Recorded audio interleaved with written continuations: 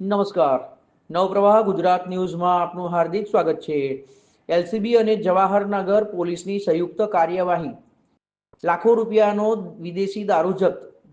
વડોદરા શહેરમાં ગેરકાયદેસર દારૂના વેપાર સામે પોલીસે કડક કાર્યવાહી હાથ ધરી છે.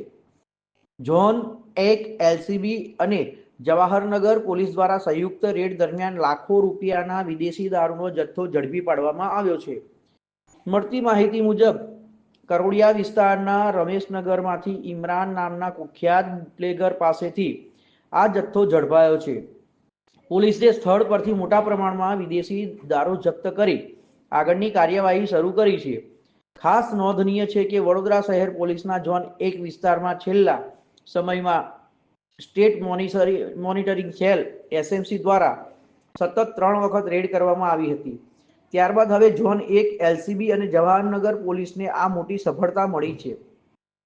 પોલીસે આરોપી સામે કાયદેસરની કાર્યવાહી હાથ ધરી છે અને આ જથ્થો ક્યાંથી લાવવામાં આવ્યો અને કોને સપ્લાય થવાનો હતો એ અંગે વધુ તપાસ શરૂ કરવામાં આવી છે.